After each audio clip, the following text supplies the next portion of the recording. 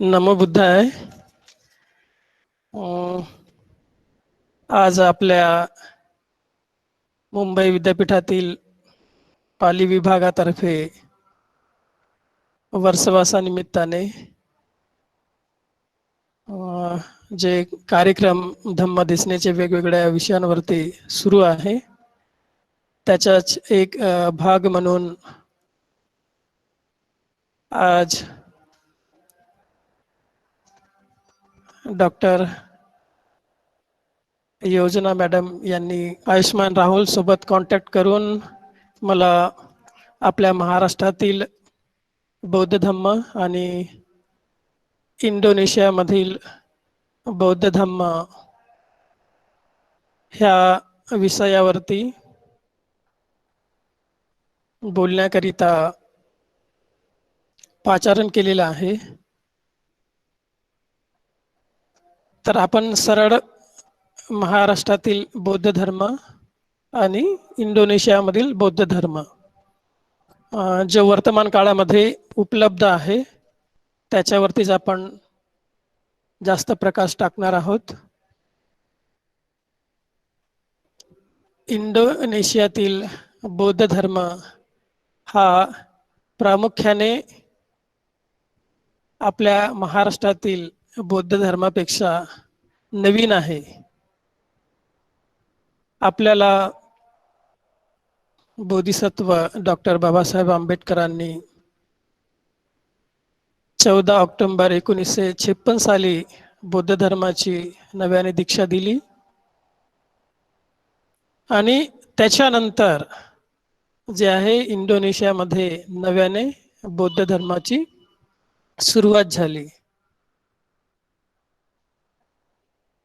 जवळजवळ 1950 ते 1960 या कालावधीमध्ये जे इंडोनेशियामधील जीनरक्षित नावाचे भिक्षू सर्वप्रथम ते बर्माला जाऊन त्यांनी थेरवादी बौद्ध धर्माची दीक्षा घेतली आणि त्यानंतर हळूहळू त्यांच्या माध्यमातून इंडोनेशियामध्ये बौद्ध धर्माला नव्याने सुरुवात झाली. त्या अगोदर श्रीलंकेवरून जगप्रसिद्ध बौद्ध भिक्षू नारद, आपण त्यांना बुद्धा अँड हिज टीचिंग ह्या त्यांच्या अप्रतिम पुस्तकाच्या माध्यमातून ते अत्यंत प्रसिद्ध आहेत. सगळीकडे त्यांचं नाव लौकिक आहे. ते सर्वप्रथम धम्मदूत म्हणून त्या इंडोनेशियाला लाभले होते आणि त्यांच्या माध्यमातून प्रामुख्याने जे जावा बेट आहे त्या जावा बेटातील काही भाग त्या भागामध्ये आहे त्यांनी धम्मप्रचाराचं जो आहे काम केलं होतं. त्याच्या अगोदर सुद्धा थिओसॉफिकल सोसायटी जी होती त्या सोसायटीच्या माध्यमातून सुद्धा 19व्या शतकामध्ये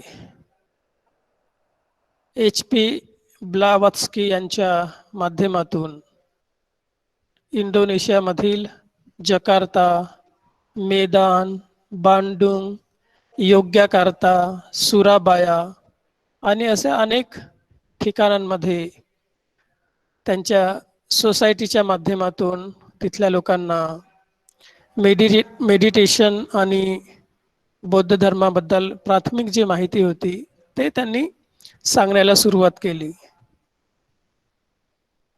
तर अशा प्रकारे जे आहे तिथे हळूहळू बौद्ध धर्म नव्याने रुजायला लागलेला होता. परंतु त्याच्याही पूर्वी जेव्हा आपण इंडोनेशियाबद्दल माहिती बघतो तर इसवी सनाच्या 5व्या ते 7व्या शतकामध्ये जे आहे भारतामधून तिथे बौद्ध धम्म गेला आणि श्री विजय आणि मजापाहित ह्या राजांच्या काळामध्ये बुद्ध धम्माला जे आहे एक सुवर्ण युग आपण म्हणू शकतो तो लाभलेला होता. परंतु त्याच्यानंतर हळूहळू अनेक गोष्टी ज्या आहेत त्या देशामध्ये घडल्या, राजकीय दृष्ट्या ज्या प्रकारे आपल्या भारतामध्ये सुद्धा घडल्या. कारण की तेव्हा जे शासन होते ते राजांचे शासन होते, म्हणून काही राजे बौद्ध धम्माला मानायचे, काही राजे जे आहे शिव धर्माला मानायचे आणि काही राजे मुस्लिम धर्माला मानायचे. त्याच्यामुळे अनेक गोष्टी ह्या राजांच्या आपापले राज्य स्थापन करण्याच्या दृष्टीने त्यांनी जे आहे हळूहळू मग लोकांमध्ये आपली जी आहे पकड मजबूत केली आणि त्याचाच तो परिणाम होता की हळूहळू इंडोनेशियामधून सुद्धा बौद्ध धम्म नाहीसा झाला आणि नंतर पूर्णपणे तो मुस्लिम राजांच्या ताब्यामध्ये गेला. आणि काही काळानंतर तिथे जे आता आपण बोरोबुदूर म्हणतो त्याला योग्यकारता म्हणून हा नाव आहे आणि त्या ठिकाणावरून जवळच ते बोरोबुदूर हे विश्वप्रसिद्ध स्तूप आहे. आणि त्याच्याच बाजूला एक मरापी खूप मोठी जी आहे ज्वालामुखी आहे, ज्वालामुखीचं केंद्र आहे. आणि ते ज्वालामुखी फाटल्यानंतर ते सर्व धूळ लावा ह्या सर्व त्या ज्वालामुखीतून पडणाऱ्या त्या द्रव्यातून तो बोरोबुदूर जे आहे पूर्णपणे झाकून गेलेला होता. अनेक शतके जे आहे त्या धुळीमध्ये जे आहे धुळीच्या ढगाऱ्यामध्ये ते स्तूप बंदिस्त झालेले होते. ते त्याच्याबद्दल कुणालाही काही माहिती नव्हती. परंतु हळूहळू मग इंडोनेशियामध्ये जे नेदरलँड्स आणि डच हे लोक जेव्हा तिथे आपले राज्य त्यांनी स्थापन केले, त्यानंतर जे आहे ते हळूहळू त्यांनी त्या देशामध्ये जे काही धार्मिक वलय होता किंवा जुना जे काही त्याचा इतिहास होता ते त्यांनी बघायला सुरुवात केली की पूर्व काळामध्ये जे आहे ह्या देशाचा धार्मिक इतिहास कसा होता.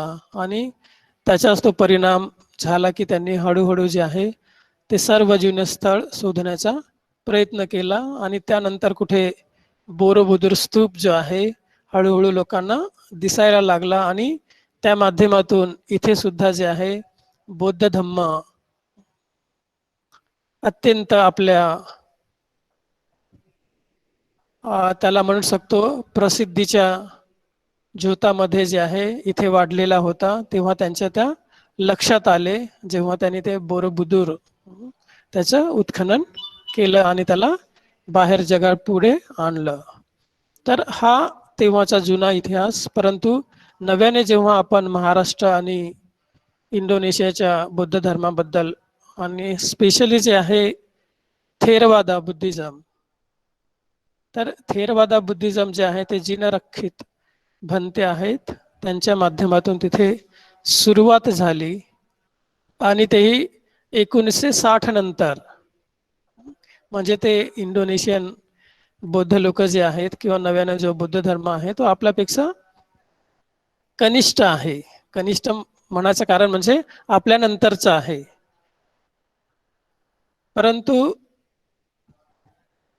जे इंडोनेशियन लोक आहेत प्रामुख्याने ते इंडोनेशियन लोक हे ज्याला आपण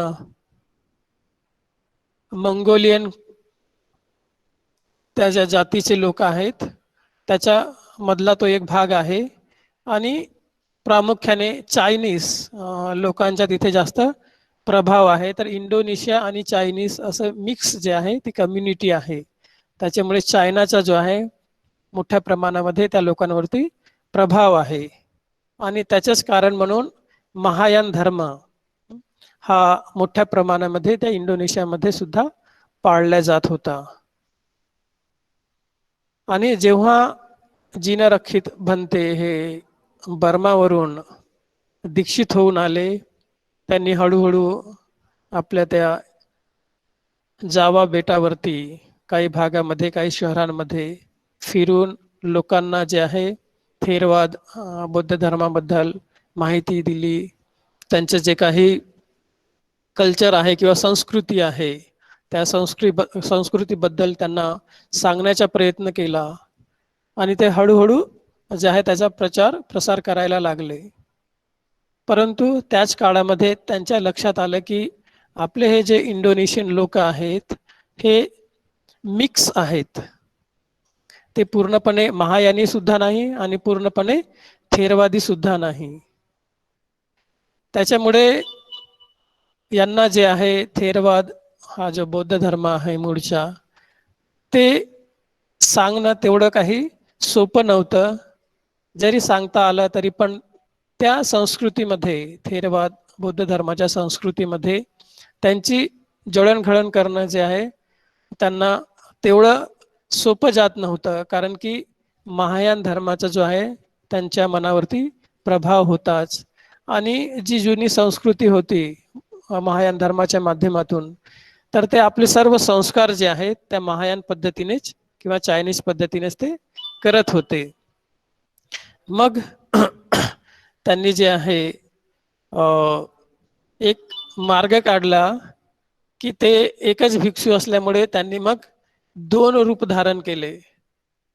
जेव्हा थेरवादी धर्म मानणारे जे लोक होते त्यांच्याकडे जे आहे ते चिवर घालून जायचे आणि जे महायानी लोक होते त्यांच्याकडे ते महायानी ड्रेस.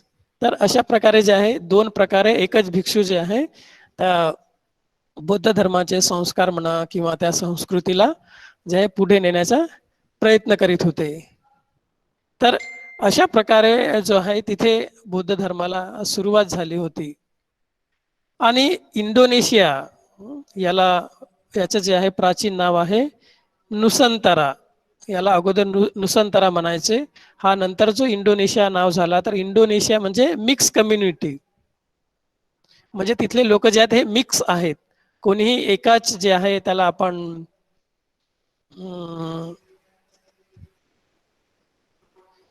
म्हणजे एकाच सारखे लोक नाही, तर चायनीज मिक्स आहेत, इकडे इंडोनेशियन मिक्स आहेत. अशा प्रकारे जो आहे तो संपूर्ण देशच असा मिक्स लोकांचा देश असल्यामुळे त्याला इंडोनेशिया, त्याचा अर्थ इंडो म्हणजे मिक्स. तर एशियामध्ये मधल्या ज्या काही मनुष्याच्या जाती आहेत त्याच्यातला तो मिक्स प्रकार म्हणून तो इंडोनेशिया असा त्याचा रूपांतर करण्यात आलं. आणि इंडोनेशिया हा महत्वाचा म्हणजे पूर्ण द्वीपांचा देश आहे. सगळीकडे आपल्याला छोटे जे आहेत द्वीप बघायला मिळतात आणि ते अनेक द्वीप मिळून जे आहे तो इंडोनेशिया हा देश बनलेला आहे. आणि प्रत्येक द्वीपावरती जे आहे सर्व लोकांची आपली संस्कृती वेगवेगळी आहे. आणि प्रामुख्याने तिथे जे जावानीज लोक म्हणतात, जे जावा बेटावरती राहणारे लोक जे आहेत त्याला जावानीज लोक म्हणतात. ते जुने लोक आहेत तिथले. तर त्यांची भाषा सुद्धा वेगळी आहे, त्यांची संस्कृती सुद्धा वेगळी आहे, त्यांचा पेहराव सुद्धा वेगळा आहे. परंतु आता जो आपण जकार्ता वगैरे किंवा मैदान वगैरे, बाली वगैरे हे जे बेट बघतो, तर ह्या बेटावरती राहणारे जे लोक आहेत हे आधुनिक प्रकारचे लोक आहेत. त्यांचा पेहराव पण आधुनिकच आहे, वेस्टर्न पाश्चिमात्य पेहराव आहे. आणि यांची जी भाषा आहे ती भाषा प्रामुख्याने इंडोनेशियन आहे, जी की रोमन लिपीशी पूर्णपणे जे आहे त्यांनी अडॉप्ट केलेली आहे. ते लिहिताना सुद्धा जे आहे रोमन लिपीमध्येच लिहितात. इंडोनेशियन भाषा ही 50% इंडोनेशियन आहे आणि 50% इंग्रजी, अशी दोन्ही भाषा मिळून जी आहे ती भाषा बनलेली आहे. म्हणून आपण जरी त्या देशामध्ये गेलो तरी आपल्याला वाचायला जे आहे बऱ्याचशा गोष्टी ज्या आहेत समजायला अतिशय सोपं जातं. म्हणजे आपल्याला अतिशय सोप्या आणि एकदम त्याला इझी पद्धतीने जे आहे आपल्याला वाचता येतो त्यांची भाषा. जरी कळत नसेल, अर्धी इंग्रजी मिक्स असल्यामुळे आपल्याला अर्थ ते कळायला लागतेच आणि आपण इझिली अत्यंत सोप्या पद्धतीने ते वाचू शकतो त्यांची भाषा. म्हणून म्हणून जे आहे ते त्या देशामध्ये जे आहे गेल्यानंतर नवीन लोकांना तेवढी काही भाषेची अडचण जात नाही, किंवा आपल्याला कुठे जायचं आहे, कोणती बस पकडायची आहे, कोणतं शहर आहे, तर ते अतिशय साध्या सोप्या पद्धतीने आपल्याला इंग्रजीत लिहिल्यासारखं किंवा इंग्रजीत वाचल्यासारखं जे आहे ते आपल्याला वाचता येते. तर एवढं जे आहे ते सोपं झालेलं आहे. आणि बौद्ध धर्माच्या बाबतीमध्ये प्रामुख्याने तिथला जो बौद्ध धर्म आहे तो बौद्ध धर्म त्यांनी प्रामुख्याने थेरवाद बौद्ध धर्म त्याने अडॉप्ट केलेला आहे, पूर्णपणे अडॉप्ट केलेला आहे थायलंड मधून. थेरवाद बौद्ध धर्म जो आहे त्यांनी त्यांची वंदना, थेरवाद भिक्षूंच्या चिवर घालण्याची पद्धत, त्यांच्या चिवरचा रंग, त्यांच्या वंदना, त्यांचे संस्कार जे आहे पूर्णपणे त्यांनी थायलंड मधून जे आहे अडॉप्ट केलेला आहे. आणि थायलंड मधला जो मोठं विहार, अतिशय प्रसिद्ध विहार आहे आणि त्याला आपण आता जे आहे धम्मयुतिका ह्या नावाने जे आहे ओळखतो किंवा जगामध्ये त्याची ओळख आहे. वट बोवन ह्या विहाराशी संबंधित ती संपूर्ण थाई संस्कृती जी आहे इंडोनेशियन थेरवाद बौद्ध धर्म म्हणून जे आहे तिथे पुढे आलेली आहे. आणि त्यावेळचे त्या वट बोवन ह्या विहाराचे जे मोठे भंते होते त्या मोठे भंतेंनी इंडोनेशियामध्ये जाऊन तिथल्या काही लोकांना दीक्षा देऊन जे आहे तिथे त्या इंडोनेशियन थेरवाद बौद्ध धर्माला सुरुवात केली. जे मागचे थायलंडचे राजा होते भूमिपॉल, त्यांना त्या भंतेंनी, जे नंतर संघ राजा झाले थायलंडचे, त्या संघ राजाने जे आहे इंडोनेशियामध्ये थेरवाद बुद्धिझमची जी आहे सुरुवात नव्याने केली आहे. आणि त्यांच्या माध्यमातूनच तिथली उपसंपदा त्या पद्धतीने जे आहे विहाराचं जे कार्यक्रम आहे विहाराची जी दिनचर्या आहे, विहारामध्ये भिक्षूंना भोजनदान देण्याची पद्धती आहे, भिक्षूंना दान देण्याची पद्धती आहे, भिक्षूंना भेटण्याची पद्धती आहे. तर प्रत्येक गोष्ट जी आहे त्यांनी त्या थायलंड मधून अडॉप्ट केलेला आहे. आणि मग जे इंडोनेशियन भिक्षू होते त्या भिक्षूंनी जे आहे मग तिथल्या लोकांना ज्या प्रकारे थायलंडमध्ये त्यांचं कल्चर आहे, दान देण्याची पद्धत आहे, विहारामध्ये वंदना करण्याची पद्धत आहे, त्यानंतर जे फ्युनरल त्याला मृत्यू संस्कार म्हणतो ते मृत्यू संस्कार करण्याची पद्धती आहे, त्या सर्व पद्धती ज्या आहेत त्यांनी थाई बुद्धिझम मधून अडॉप्ट केलेल्या आहेत. त्याच्यामुळे जो आता वर्तमानामध्ये इंडोनेशियाचा थेरवाद बौद्ध धर्म आहे तो थेरवाद बौद्ध धर्म पूर्णपणे तुम्हाला as it is Thai Buddhism जे आहे त्यासारखंच बघायला मिळते. त्यासारखंच त्यांचं कल्चर आहे, त्यासारखंच जे आहे त्यांच्या सर्व क्रियाकलाप आहेत त्या पद्धतीनेच रुजलेले आहेत. म्हणून इंडोनेशियाला गेल्यानंतर स्पेशली जे आहे थेरवाद बुद्धिझम हे आपल्याला थायलंड सारखंच वाटते. त्याच्यामध्ये नवीन असं काही वाटत नाही.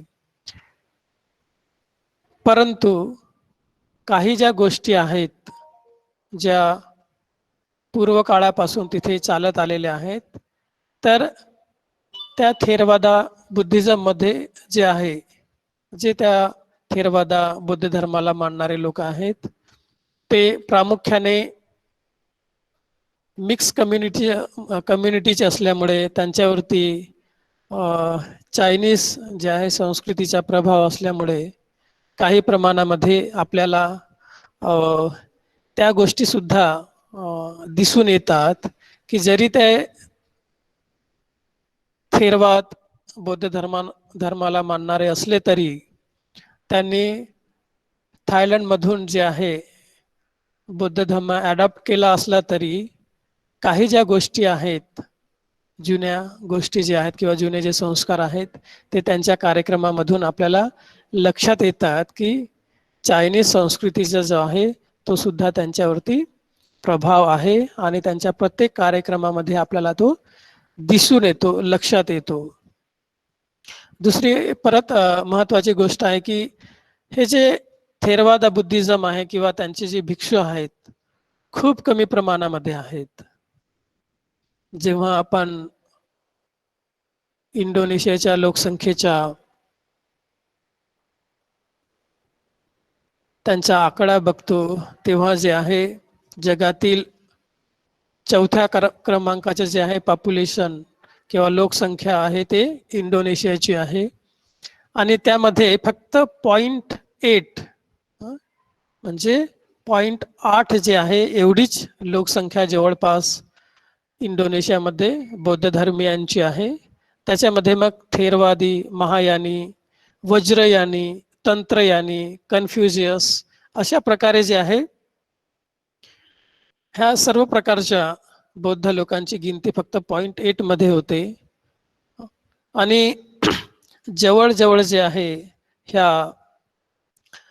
लोकांची संख्या 1.7 मिलियन एवढीच फक्त लोकसंख्या जी आहे बौद्ध धर्मियांची तिथे आहे. बाकीचे जे लोक आहेत ते मोठ्या प्रमाणामध्ये मुस्लिम धर्मीय लोक आहेत, मुस्लिम धर्माला मानणारे लोक आहेत. आणि असं आपल्या लक्षात येते की तिथे गेल्यानंतर जगामध्ये सर्वात जास्त मुस्लिम धर्मियांची संख्या ही इंडोनेशियामध्ये आहे. म्हणजे आपल्या लक्षात येईल की किती मोठ्या प्रमाणामध्ये त्यांची जनसंख्या, त्यांचा जे आहे हिस्सा लोकसंख्येच्या प्रमाणात मोठ्या प्रमाणामध्ये तिथे बघायला मिळतो. तर अशा प्रकारे जे आहे खूप कमी प्रमाणामध्ये आपल्याला तिथली बौद्ध धर्मियांची लोकसंख्या बघायला मिळते आणि स्पेशली थेरवाद बौद्ध धर्मीय जे भिक्षू आहेत फक्त जवळजवळ 110 भिक्षू पूर्ण इंडोनेशियामध्ये आहेत. म्हणजे आपण गिनती करू शकतो की किती आहेत. जवळपास फक्त 110 भिक्षू आहेत तिथे पूर्ण इंडोनेशियामध्ये थेरवादी भिक्षू, जे त्याला म्हणतात संघा थेरवाद इंडोनेशिया अशा प्रकारे त्यांच्या त्या संस्थेचं नाव आहे. जसं आपल्याकडे ऑल इंडिया भिक्खू संघ आहे त्या प्रकारे त्यांचं संघा थेरवादा इंडोनेशिया STI. तर अशा प्रकारे त्यांची जी संस्था आहे भिक्खूंची संस्था आहे आणि त्या संस्थेच्या माध्यमातून संघा थेरवादा इंडोनेशियाच्या माध्यमातून सर्व भिक्षूंची जी आहे माहिती सगळीकडेच उपलब्ध आहे. आपण जेव्हा इंटरनेटवरती पण बघू शकतो त्यांची माहिती, कोण भिक्षू आहेत, किती वर्ष झालेले आहेत, कोण आचार्य आहेत. तर अशा प्रकारे म्हणजे इत्थंभूत माहिती जी आहे प्रत्येक भिक्षूंची तिथे ठेवल्या गेलेली आहे. सोबतच जो इंडोनेशियामधील रिलिजियस डिपार्टमेंट आहे त्या रिलिजियस डिपार्टमेंटमध्ये स्पेशली बौद्ध धर्माचं एक सेक्शन आहे आणि प्रत्येक धर्माचं जे आहे एक एक त्याला आपण म्हणू शकतो कमिशनर त्यांच्यावरती वॉच ठेवायला, यांच्या म्हणजे ऍक्टिव्हिटीज कशा प्रकारे सुरू आहेत किंवा यांना कोणत्या प्रकारची मदत हवी आहे किंवा यांना जे आहे कशा प्रकारे प्रशिक्षण द्यायचं आहे. तर ह्या सर्व गोष्टी ज्या आहे तिथला जो रिलिजियस डिपार्टमेंट आहे तो बघत असतो. त्याच्यामुळे प्रत्येक भिक्षूंची माहिती त्या रिलिजियस डिपार्टमेंटमध्ये त्यांनी एकत्रित करून ठेवलेली आहे आणि त्यासोबतच त्यांचं प्रशिक्षण होतं रिलिजियस डिपार्टमेंट तर्फे. त्यांचे वर्कशॉप जे आहेत घेतले जातात. विहारांमध्ये कुठल्या गोष्टींची कुठल्या वस्तूंची जी आहे आवश्यकता असल्यास जो रिलिजियस डिपार्टमेंट आहे तो त्यांना मदत करत असतो. जरी तिथे मुस्लिम धर्मीय लोक मोठ्या प्रमाणात असले किंवा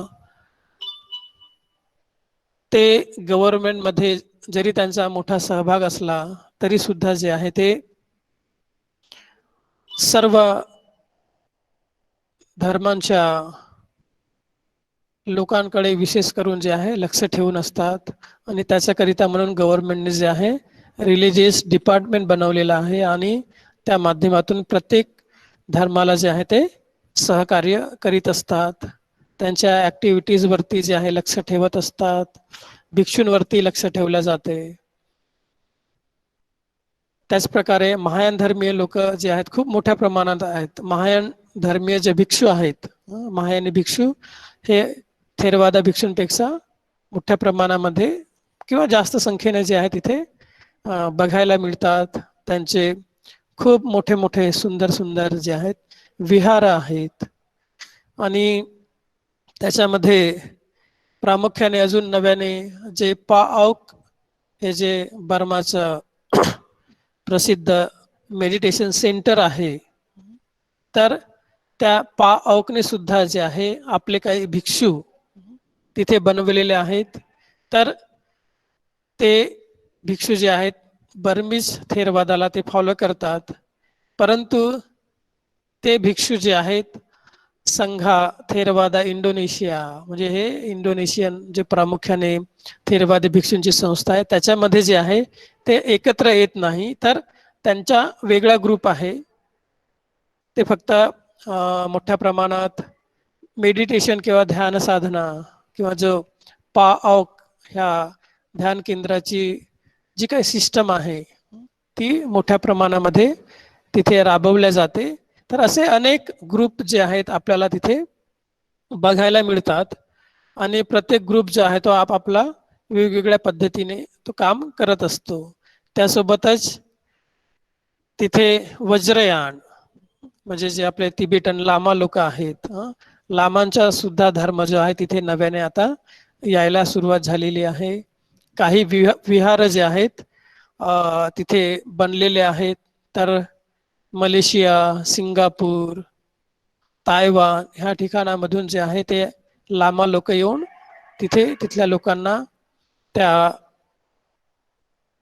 तिबेटन धर्माचं जे आहे किंवा वज्रयान याचे प्रशिक्षण देत असतात.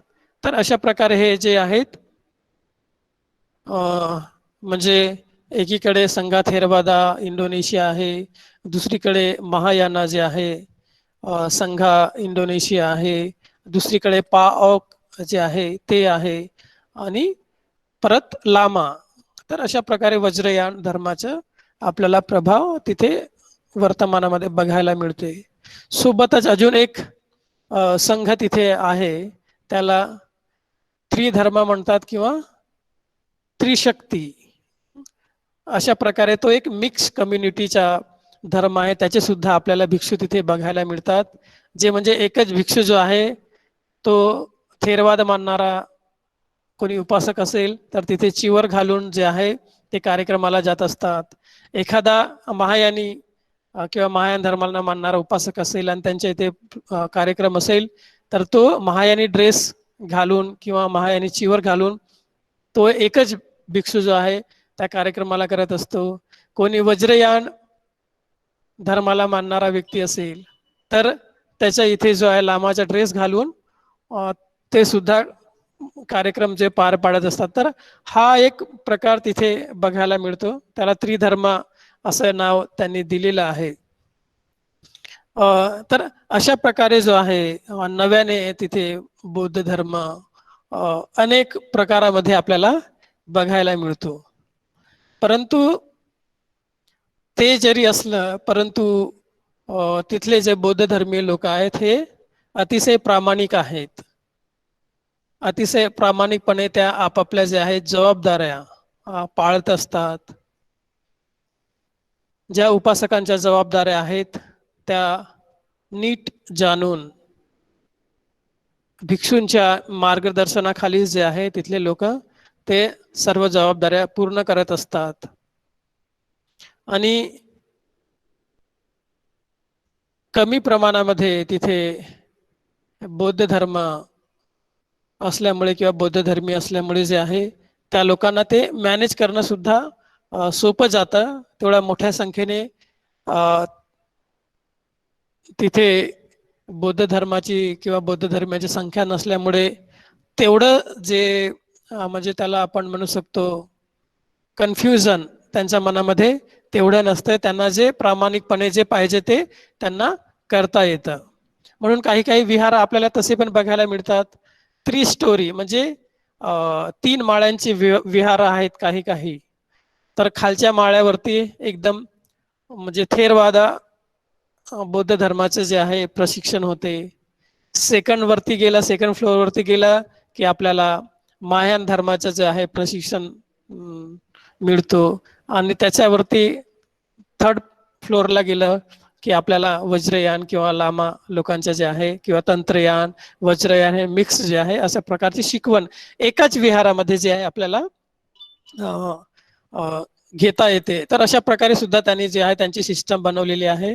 आणि अतिशय सुंदर विहार आहेत त्यांनी बनवलेले आहेत जे लोकांना तिथे गेल्यानंतर त्यांना अतिशय म्हणजे प्रसन्न वाटते. एवढं सुंदर मला आता ते दाखवता येत नाही. मी काही फोटोज माझ्या जुन्या आहेत तिथल्या प्रतीक्षामध्ये त्या मी काढून ठेवलेल्या होत्या, परंतु मला ते काही बरोबर कसं दाखवायचं ते तेवढं काही याच्यावरती जमत नाही आहे. पण काही असो आपल्याला इंटरनेटवरती किंवा गुगलवरती गेल्यानंतर आपल्याला त्या गोष्टी सर्व बघता येतील की तिथे जो आहे कशा प्रकारे त्यांचा कल्चर आहे संस्कृती आहे आणि ते कशा प्रकारे प्रामाणिकपणे त्या सर्व गोष्टी करत असतात. तर इंडोनेशियन लोकांमध्ये प्रामुख्याने बौद्ध धर्मियांमध्ये अतिशय प्रामाणिकता आहे. ती प्रत्येक गोष्ट जी आहे अत्यंत श्रद्धेने करतात. ही दुसरी महत्वाची गोष्ट आहे. आणि तिसरी महत्वाची गोष्ट आहे की ते आपल्या कर्तव्याप्रती प्रामाणिक आहेत. तिथे जे आहे संडे किंवा रविवार हा प्रत्येकांकरिता कंपल्सरी आहे विहारात जाणं. ज्याप्रमाणे आपण बघतो जे ख्रिश्चन लोक आहेत दर रविवारला ते आपल्या चर्चमध्ये जात असतात. तशा प्रकारे इंडोनेशियामध्ये त्यांची ती सिस्टम आहे विहाराची. सगळीकडे जिथे कुठे विहार आहे त्या सर्व विहारांची ती एक सिस्टम आहे. ज्या विहारामध्ये लोकांना सकाळी यायला सुविधा होते त्या विहारामध्ये सकाळी जे आहे रविवारा दिवशी 9 ते 12 अशा प्रकारच्या 3 तासाचा प्रोग्राम असतो. त्याच्यामध्ये सकाळची वंदना आहे, त्यानंतर ध्यान साधना आहे, धम्मदेसना आहे आणि मग भोजन. लोकांना जे आहे घरी जाऊन भोजन बनवण्याची जी आहे काळजी नसते. प्रत्येक विहारामध्ये येणाऱ्या उपासकांची भोजनाची व्यवस्था दर रविवारी केली जाते. म्हणून ज्या लोकांना किंवा ज्या विहारामध्ये सकाळी येण्याची सुविधा आहे ते लोक 9 ते 12 सकाळी ह्या कालावधीमध्ये विहारात येत असतात.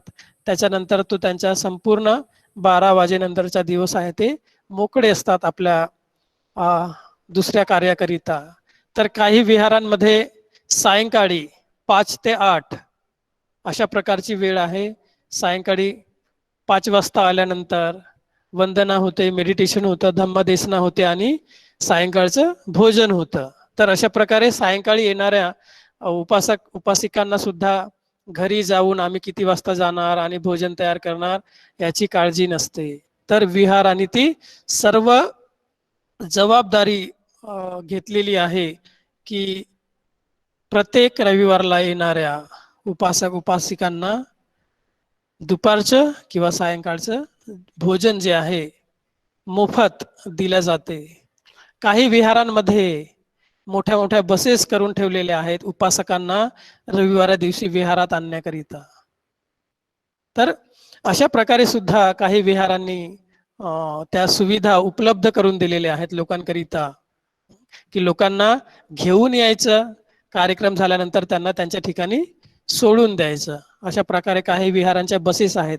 प्रामुख्याने मी ज्या विहारामध्ये होतो, मी पूर्व जकार्ता ह्या ठिकाणी चाकुंग धर्मसुखा, म्हणजे मी ज्या विहारात होतो त्या विहाराचं नाव होतं धर्मसुखा.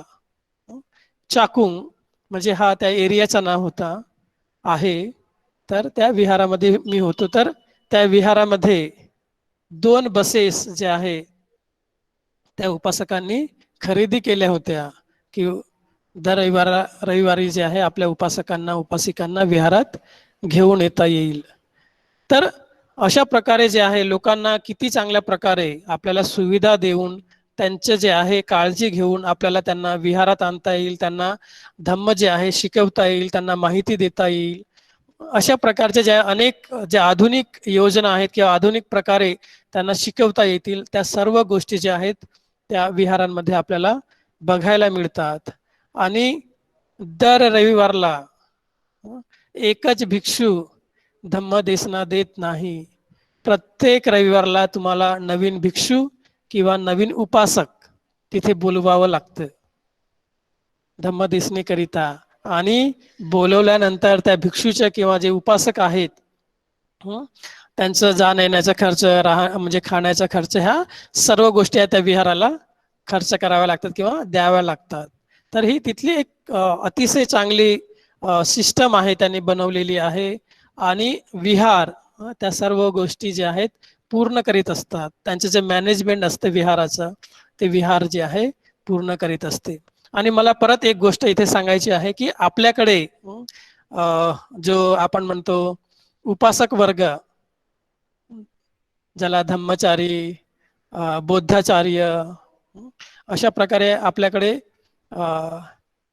उपासक वर्ग जे आहे बघायला मिळतात. तर तिथे जो आहे तिथे एक तसाच जो आहे वर्ग आपल्याला बघायला मिळतो, परंतु तो गव्हर्नमेंटनी त्याची नेमणूक केलेली असते आणि त्यांच्याकरता काही नियम जे आहेत त्याने घालून दिलेले आहेत. त्याला तिथे रोमो म्हणतात, तिथल्या भाषेमध्ये त्याला रोमो म्हणतात. जे ते पंचशील स्वीकारून आजीवन, असं नाही, आजीवन जे आहे त्यांना पंचशिलेचं पालन करावं लागतं. त्यानंतर जे आहे धम्माचे ट्रेनिंग असते त्यांना गव्हर्नमेंटकडून किंवा त्या रिलिजियस डिपार्टमेंटकडून. तर त्या प्रशिक्षणाला जे प्रशिक्षण होतं तर त्याला हजर राहावं लागतं. त्याच्यामध्ये आपल्याला प्रेझेंटेशन द्यावं लागतं, नेमकं काय शिकवायचं आहे, कसं शिकवायचं आहे. तर अशा अनेक गोष्टी ज्या आहेत अगोदर त्यांच्याकडून करवून घेतल्या जातात, त्यांची परीक्षा घेतली जाते. त्याच्यानंतर जे आहे ते गव्हर्नमेंटकडून त्यांना सर्टिफिकेट किंवा आयडेंटिटी कार्ड मिळतो की आता जे आहे हे उपासक किंवा रोमो हे विहारांमध्ये जाऊन लोकांना धम्म शिकवू शकतात किंवा धम्माची माहिती देऊ शकतात. किंवा जे कुठे बौद्ध धर्मीयांचे कार्यक्रम असतात त्याचे जे काही संचालन आहे ते त्यांच्याकडे असतो. त्यांना वेगळा ड्रेस कोड असतो. तर तुम्ही त्या गुगलमध्ये जाऊन तुम्ही रोमो जे आहे ते म्हणून ते सर्च करू शकता. तर तुम्हाला त्यांच्या ड्रेस कोड आणि ते कसे राहतात, कसे दिसतात ते बघायला मिळतील छानपैकी. त्याच्यानंतर उपासिका पण आहेत तिथे, त्याला रामानी म्हणतात, रामानी अशा प्रकारचं नाव आहे. तर त्या उपासिका सुद्धा जे आहे त्यांना सुद्धा सर्व नियम जे आहेत ते कंपल्सरी आहेत. त्या नियमांमध्ये जे आहे ते बंदिस्त असतात. व्यवहारामध्ये असं त्यांना कुठेही वागता येत नाही त्या नियमांना सोडून किंवा त्या शिलांना सोडून. जर असं कुठे दिसलं तर काही लोक जे आहेत बघणारे, मग त्यांच्यावरती रिलिजियस डिपार्टमेंट पण असतो, काही लोक पण असतात, ते नजर ठेवून असतात, माहिती घेत असतात वेळोवेळी.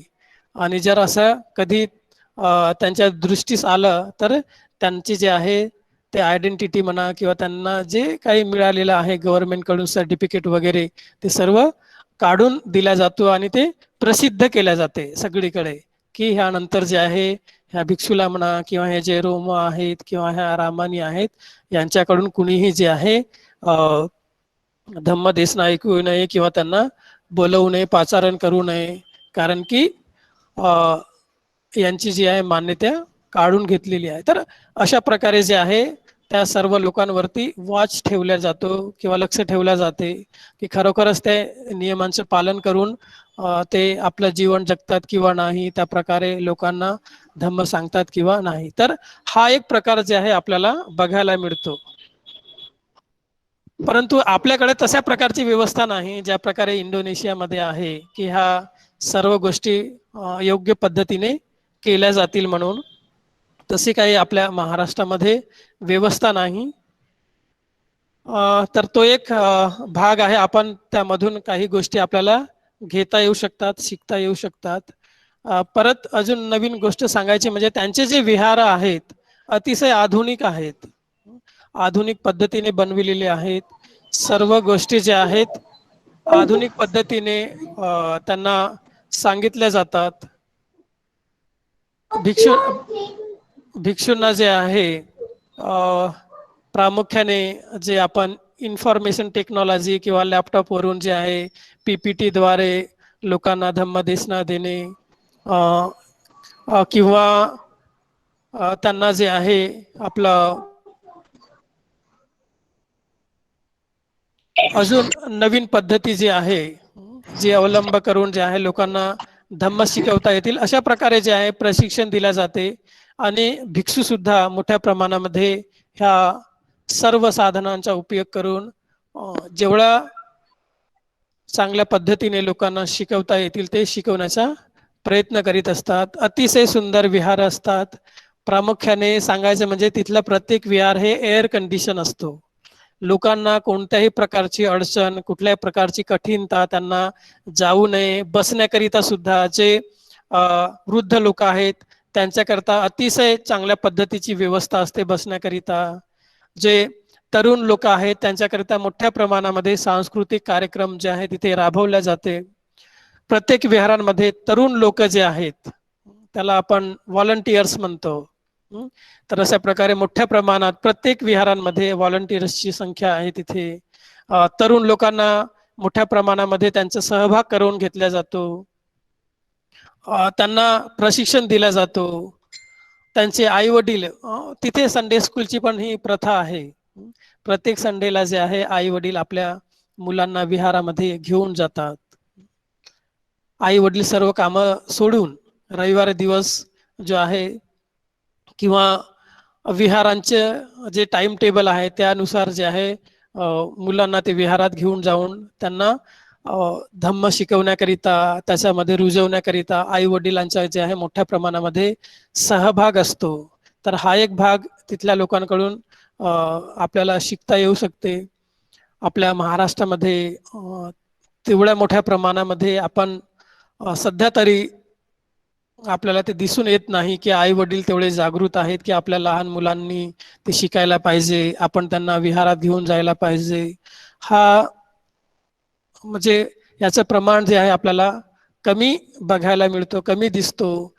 लोकांचा पण तेवढा सहभाग नसतो विहारांमध्ये. काही विहारांमध्ये थोड्या प्रमाणामध्ये म्हणजे कुठला एखादा कार्यक्रम असलं तेव्हाच लोक जे आहे आपल्याला बघायला मिळतात. अन्यथा आपल्या इथले लोक जे आहेत ते सुद्धा जात नाही. बाबासाहेबांनी सांगितल्याप्रमाणे कमीत कमी प्रत्येक रविवारला तरी काही वेळाकरिता विहारात जायला पाहिजे. तर त्याचे सुद्धा अजून आपल्याला त्या आचरणामध्ये उतरवता आलेले नाही पूर्णपणे. काही लोक जातात, काही प्रमाणामध्ये ते सुरू आहे, परंतु पाहिजे तेवढा समाधानकारक आपल्याला ते चित्र बघायला मिळत नाही. परंतु हे चित्र इंडोनेशियामध्ये फार म्हणजे अतिशय काटेकोरपणे जे आहे ते पाळले जाते. विहार जे आहे त्यांना म्हणजे लोकांना स्वतः व्यवस्था करून देतात. लोकांना विहारामध्ये घेऊन येण्याकरिता, विहारामध्ये त्यांना भोजन देण्याकरिता. तर काही लोक याच्याकरिता मदत करत असतात विहारांना, की नाही तुम्ही लोकांना अशा प्रकारे आणा. तरुण लोकांचे मोठ्या प्रमाणात कार्यक्रम घेतले जातात, शिबिर घेतल्या जातात. त्या माध्यमातून तरुण लोकांना आकर्षित केला जातो, त्यांचे सांस्कृतिक कार्यक्रम आयोजित केले जातात. मी काही फोटोज त्या डाउनलोड केलेल्या होत्या, परंतु त्या मला आता सुद्धा दाखवता येऊ शकत नाही आहेत. त्याची मला खंत आहे, कारण की खूप सुंदर कार्यक्रम असतात त्यांचे सांस्कृतिक कार्यक्रम. आणि अतिशय तरुण तरुण जे आहे, मुलं मुली त्याच्यामध्ये सहभाग घेतात. आवर्जून जे आहे ते लोक उपस्थित राहतात विहारांमध्ये, आपली सेवा देतात. आणि त्यांनी एक चांगलं एक संस्कृती जी आहे त्यांनी रुजवून ठेवलेली आहे. आणि त्या संस्कृतीला जे आहे पुढे पुढे नेण्याकरता हे तरुण लोक मोठ्या प्रमाणामध्ये तिथे प्रयत्नशील आहेत. विहारामध्ये कुठलाही कार्यक्रम असला की तरुण लोक, म्हणजे ज्यांना ज्या फील्ड मधलं नॉलेज आहे त्या फील्ड मधला जे आहे नॉलेज देण्याकरता ते विहारामध्ये येत असतात. विहार सुद्धा त्यांना त्या प्रकारे जे आहे सुविधा देत असते, त्यांच्याकडून ते कामं करून घेत असतात.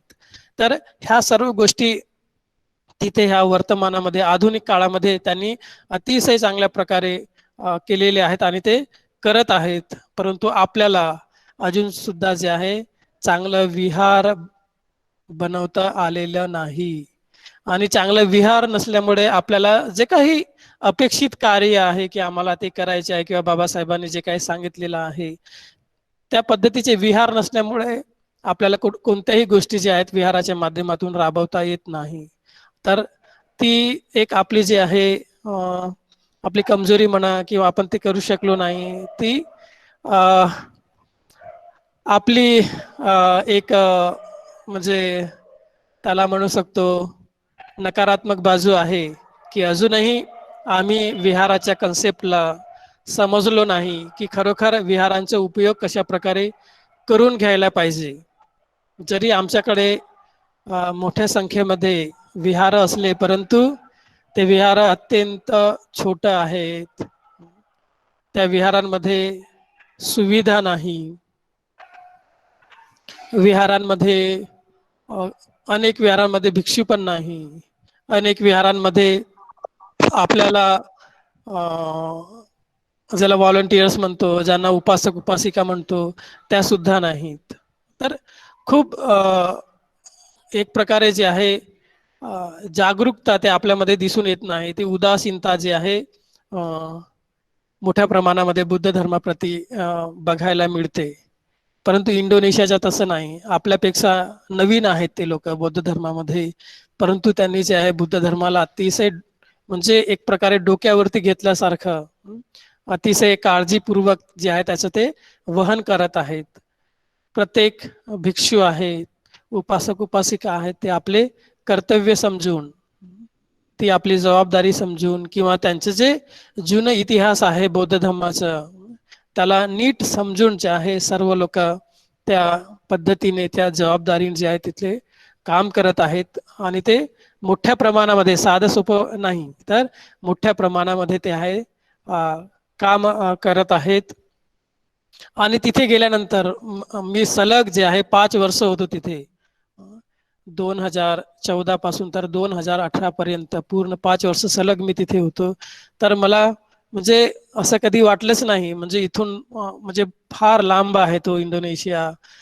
खाणं पिणं आणि ह्या सर्व गोष्टी ज्या आहेत त्या पूर्णपणे वेगळ्या आहेत, संस्कृती वेगळी आहे. परंतु कधीही त्या लोकांनी म्हणजे कोणत्याही सेवेमध्ये, कोणत्याही सहकार्यामध्ये त्यांनी कधीच कमी येऊ दिली नाही. महत्वाची गोष्ट म्हणजे मी कधी माझ्या पैशाने तिथे गेलो नाही.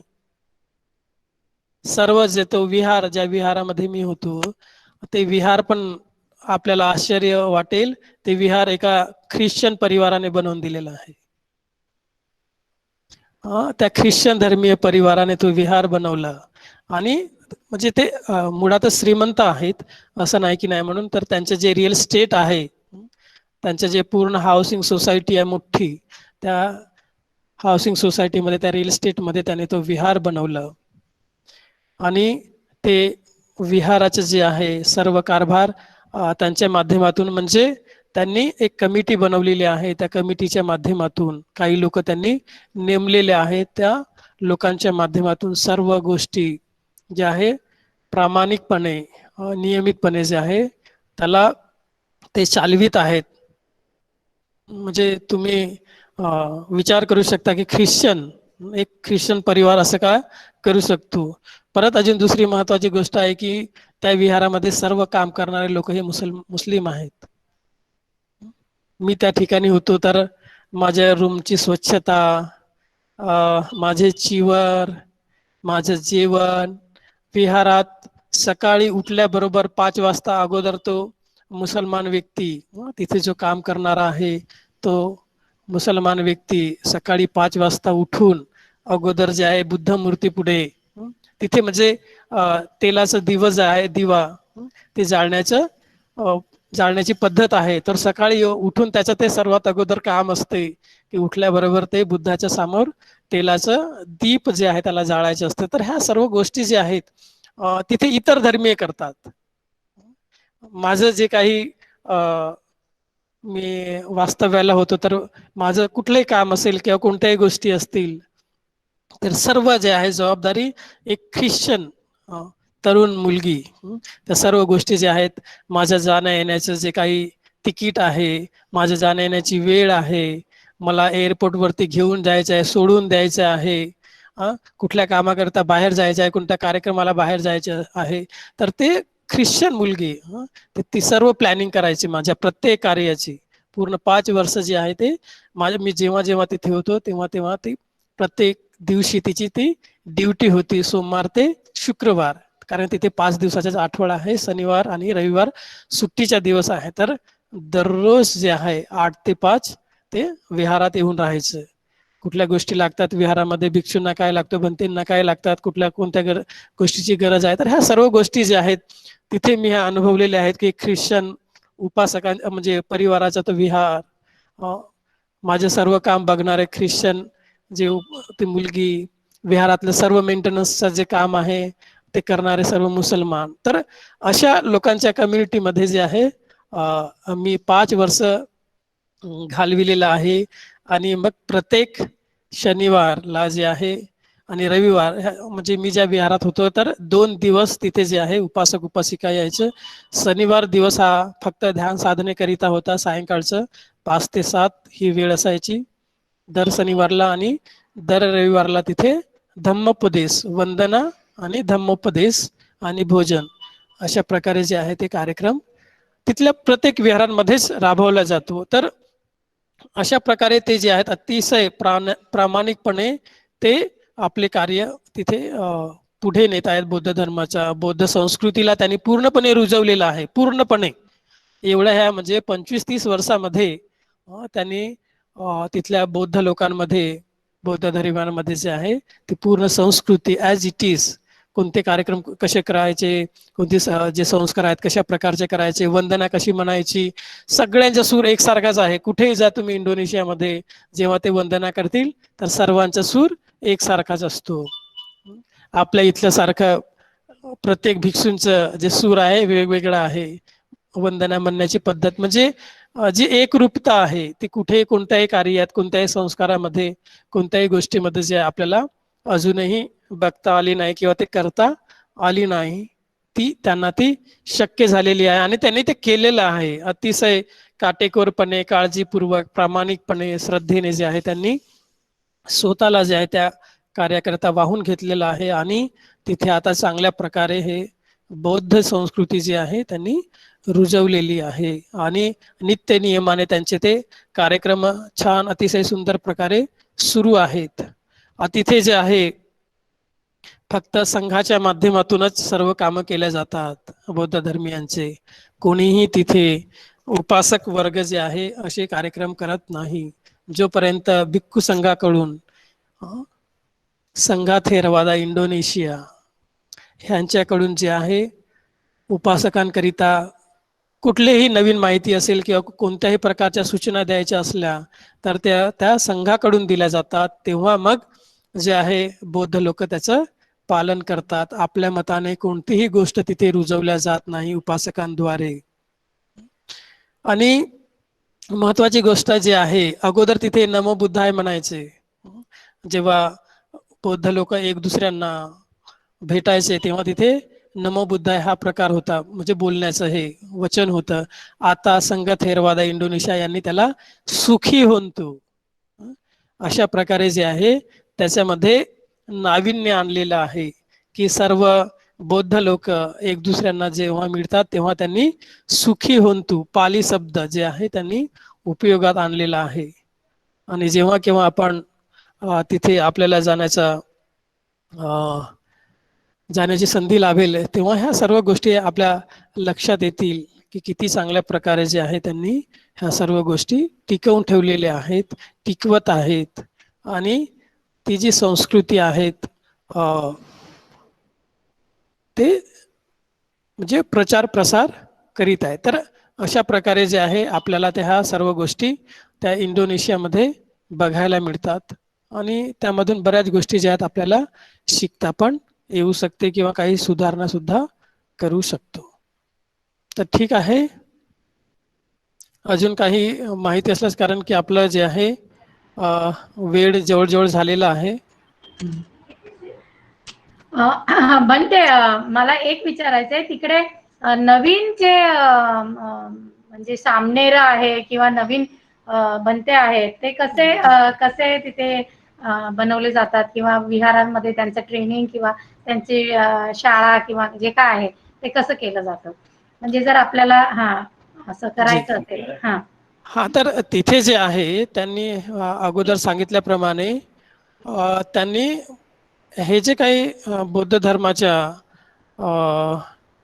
ज्या काही संकल्पना आहेत त्यांनी ते सर्व ॲज इट इज थायलंडवरून त्यांनी अडॉप्ट केलेले आहेत.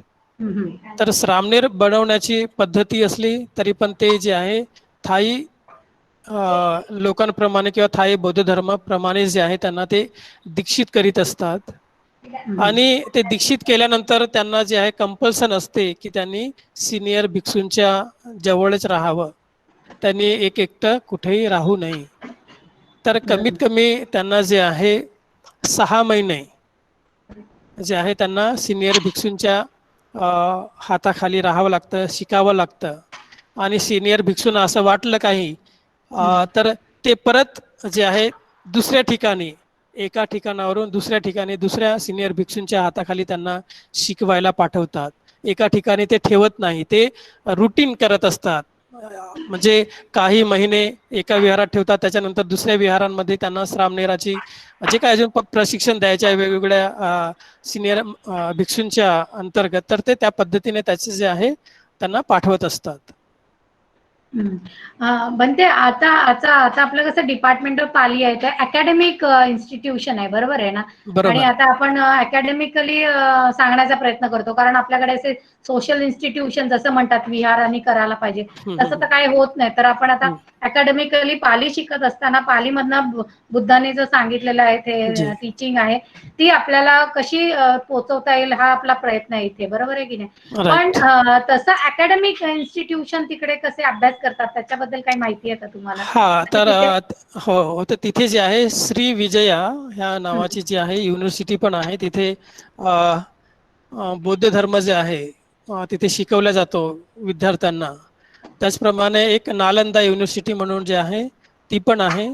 त्याच्यामध्ये स्पेशली जे आहे टीचर्स, बौद्ध जे आहे टीचर्सची जे आहे प्रशिक्षण दिले जाते. ते लोकच मग जे आहे शाळांमध्ये जाऊन बौद्ध धर्म शिकवित असतात. म्हणजे त्यांना स्पेशल जे आहे डिग्री आहे तिथे नालंदा युनिव्हर्सिटीजमध्ये बौद्ध धर्माची. तर त्या पद्धतीने त्यांनी अनेक कॉलेजेस पण आहेत, त्या कॉलेजेसच्या माध्यमातून जे विद्यार्थ्यांना ते शिकवले जातात. म्हणजे आपल्या नंतर धम्म मिळून सुद्धा त्या लोकांनी एकदम सिस्टमॅटिकली पूर्ण त्याला डेव्हलप करून इस्टॅब्लिश केल्यासारखं झालेलं आहे तिथे. खूपच चांगल्या पद्धतीने, फक्त म्हणजे असं बनवलं असं नाही आहे, तर ऍक्च्युअल मध्ये त्यांना ते जे आहे त्यांनी ते त्या पद्धतीने डेव्हलप करून ते रनिंग करत आहेत. म्हणजे आणि आपल्याकडे त्याच्या हो आपल्याला खूप शिकण्यासारखं आहे त्यांच्याकडनं थोडक्यात खूप म्हणजे. खूप म्हणजे मी गेल्यानंतर मला म्हणजे आश्चर्य वाटत होतं तिथे, म्हणजे एवढं लवकर कसं काय. त्याचं कारणही आहे की त्यांच्यावरती जे आहे चायनीज संस्कृतीचा जो प्रभाव असल्यामुळे चायनीज लोक दान देण्यामध्ये कधीही मागे पुढे पाहत नाही. बरोबर तर बरोबर. तो तो एक भाग आहे त्याच्यामध्ये. चायनीज म्हणजे धम्माचा तो त्यांच्यावरती संस्कार असल्यामुळे ते मोठ्या प्रमाणामध्ये ह्या कार्यात म्हणजे सहकार्य करीत असतात. ते दान हे प्रत्येक बुद्ध धम्माचं एक आस्पेक्टच आहे, म्हणजे तो चायनीज असा की कुठलाही असा. दान हा खूप इम्पॉर्टंट आस्पेक्ट आहे धम्माचा. त्यामुळे तो आपल्याला पण आलाच पाहिजे असं माझा अगदी काय म्हणतात ना त्याला आग्रह असतो, की हा आस्पेक्ट जोपर्यंत येत नाही ना तोपर्यंत आपण धम्माच्या मार्गावर ऍब्सोल्युटली चालू शकत नाही. नुसतं बोलून मी बुद्धिस्ट आहे असं होत नाही, तर करावं लागतं. आणि मी ते डिपार्टमेंटमध्ये सगळ्यांना वाटत असेल जबरदस्ती करते, पण तो ऍस्पेक्ट हा खूप इम्पॉर्टंट आहे आणि तो कळणं पण फार इम्पॉर्टंट आहे. आता तुम्ही सांगितलं आणि आपल्याला तुम्ही तिकडे इतका अनुभव घेतलात आणि तुम्हाला तुम्ही तो स्वतःचा अनुभव तुम्ही जेव्हा सांगताय तेव्हा आमच्या लक्षात येतं की अरे तुम्ही जेव्हा सांगितलं की आपल्या आधीपासनं तिथे काही नव्हतं, पण आपल्याला माहिती आहे की बोरुबुद्दूर नावाचं जे एवढं मोठं डोंगर आहे तो स्तूपाचा, त्याचा अभ्यास केला आर्किटेक्चर म्हणून मी. तर नुसता डोंगरच आहे तो आणि तो कसा संपूर्ण धसला होता आणि मग त्याला पुन्हा 10 वर्ष रिस्टोर करून त्यांना पुन्हा कसा संपूर्ण जातक त्याच्यामध्ये कोरलेले आहेत आणि इतका मोठा तो डोंगरासारखा तो स्तूप बोरुबुद्दूरचा. बरोबर. त्याच्यात अभिधम्म इतका जबरदस्त आहे, म्हणजे मी अभ्यास केला तेव्हा मला लक्षात आलं की रूपलोक बरोबर. कामावचर भूमी ह्याच्यात इतकी स्पष्ट दाखवलेली आहे. तर इतका मोठा तिथे धम्म असताना तो कुठेतरी झिरपत असेलच. आणि आपल्यामध्ये पण आपल्या महाराष्ट्रामध्ये इतक्या लेण्या आहेत, इतका अभ्यास म्हणजे आपल्याकडे बुद्ध धम्माची इतकी पाळंमुळं इतकी खोल गेलेली आहे, त्याच्यामुळे आपल्याला मला असं वाटतं हे फार कठीण व्हायला नको. मला एक आता सुरुवातीपासून मला एक म्हणजे उत्सुकता आहे ती जाणण्याची, जी. की पण ते तुम्ही कसे काय इंडोनेशियाला गेलात? अच्छा, म्हणजे मी सुरुवातीला जे आहे म्हणजे मी जेव्हा श्रामणेर बनलो हं, त्याच्यानंतर लगेच मी श्रीलंकेला गेलो. हं, हं. बरं. आणि श्रीलंकेला मी 3 वर्ष होतो, 2000 ते 2003. हं, त्याच्यामध्ये मी सर्व म्हणजे श्रामणेर जे प्रशिक्षण असते श्रामणेरांचं, तिथे श्रीलंकेला पिरिवेण म्हणतात हं, भिक्षूंच्या हं. शाळांकरिता. हो, म्हणजे हो. माझा ऍडमिशन होता आंबेडकर कॉलेजला BA ला. आणि हं. मी तिथे गेल्यानंतर तिथे 7व्या वर्गात शिकत होतो, 7व्या वर्गात भिक्षूंच्या श्रामणेर. मी अच्छा. 3 वर्ष तिथे 7वा 8वा 9वा असं 3 वर्ष जे आहे तिथे त्या छोट्या छोट्या मग सोबत जाऊन मी तिथे प्रशिक्षण घेतलं प्रत्यक्षात.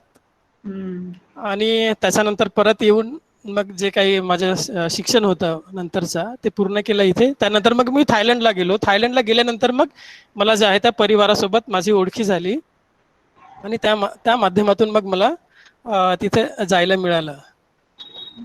छान छान छान. थँक्यू म्हणते. तुम्ही इतकी छान माहिती दिली आम्हाला आणि खरंच मला पण म्हणजे बोरुबुद्दूर माहिती आहे, आर्ट आर्किटेक्चर माहिती होतं, पण आत्ताचं तिकडचं बुद्धिझम मला ऍब्सोल्युटली काही माहिती नव्हतं. नाही, खूपच आणि खूपच सुंदर आहे, खूपच सुंदर आहे. नाही छान. मला वाटतं आपल्या सगळ्या विद्यार्थ्यांना खूपच नवीन माहिती मिळाली. मुख्य मध्ये मराठीतनं मिळाली म्हणते हे सगळ्यात महत्वाचं आहे. कारण आतापर्यंत आम्ही इंग्रजीतनंच ऐकत आलेलो आहे. जी. आणि तुम्ही मराठीतनं इतकी सुंदर माहिती आणि एक्सपिरियन्शियल नॉलेज तुमचं जे तिथे किती अनुभवलं आणि काय फरक आहे भारतामध्ये, स्पेशली महाराष्ट्रातल्या धम्मा आचरणामध्ये आणि त्यांच्या आचरणामध्ये. आपल्या नंतर बरोबर. धम्मा मिळून सुद्धा किती त्यांनी तो पुढे नेला आहे हे आपल्याला ऍक्च्युली डोळे उघडणार एक वास्तव्य आहे आपल्या पुढे.